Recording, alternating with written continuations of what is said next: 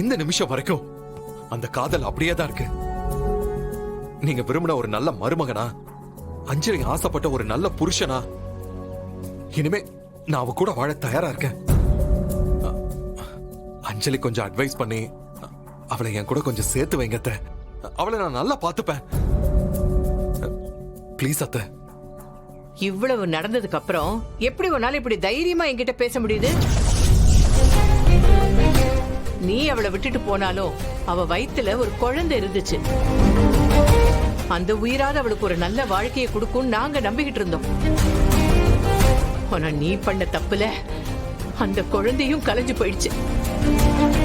இதுக்கு மேலே அவ உன் கூட வாழ்வான்னு நீ நம்புறியா?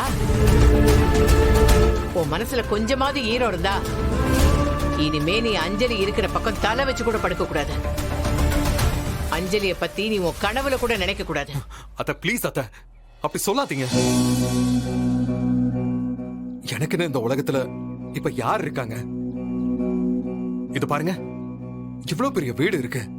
ஆனா இதுல நான் ஒரு அனாதை மாதிரி ஒத்தாளா வாழ்ந்துகிட்டு இருக்கேன்.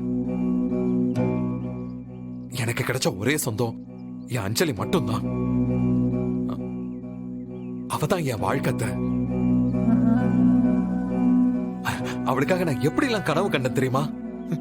எல்லாத்தையும் நான் என் கையாலேயே அழிச்சிட்டேன். ப்ளீஸ் அத்த, எங்களை மட்டும் பிரிச்சிடாதீங்க. எப்படியாவது எங்களை சேர்த்து வைங்க. நான் திருந்திட்டேன், என்ன நம்புங்க. அன்னைக்கு கூட துளசிக்கு ஒரு பிரச்சனை வரும்போது நான் வந்து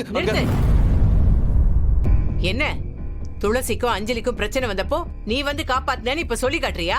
இல்ல, அதெல்லாம் கூட உன் டிராமாவோன்னு எனக்கு சந்தேகமா இருக்கு. நீ ஏன் ஆளுங்களை வச்சு இதெல்லாம் பண்ணிட்டு என் பொண்ணு கூட சேர்றதுக்கு போட்ட டிராமாவோன்னு தோணுது. நீ அதெல்லாம் செய்யக்கூடிய ஆள் தானே? ஏன்னா எத்தனையோ தடவை இந்த மாதிரி செஞ்சு எங்க எல்லாரையும் ஏமாத்திருக்கல. டேய், நீ கொஞ்சமாவது யோசிச்சு பாருடா. என் பொண்ணு நீ எப்படி எல்லாம் டார்ச்சர் பண்ண, எவ்வளவு கஷ்டம் கொடுத்த.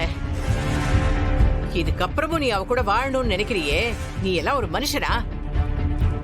அவ கூட வாழணும்னு நினைக்கிறது மட்டும் இல்ல, அவ பேரை சொல்றதுக்கோ அவளை பார்க்கணும்னு நினைக்கிறதுக்கு கூட உனக்கு எந்த தகுதியும் கிடையாது. இத்தனை நாள என் பொண்ணு உன் குழந்தைய சுமந்துகிட்டு இருந்தா, அதனால உனக்கும் அவளுக்கும் நடுவுல ஒரு உறவு ஒட்டிக்கிட்டு இருந்துச்சு. இப்ப அந்த உயிரும் போயிடுச்சு. இனி நீ யாரோ அவ யாரோ. ரவுடிங்களை ஏவி விட்டு உன் பொண்டாட்டி வயித்துல இருந்த குழந்தைய அழிச்ச பாவிதானடா நீ. என்னமோ பெரிய உத்தம மாதிரி பேசிட்டு இருக்க. இனிமே என் பொண்ணு வாழ்க்கையில நான் உன்னை பார்க்க கூடாது. இதையும் மீறி நீ வந்த, உன்னை கொன்னு போட்டுட்டு ஜெயிலுக்கு போறது கூட நான் தயங்க மாட்டேன்.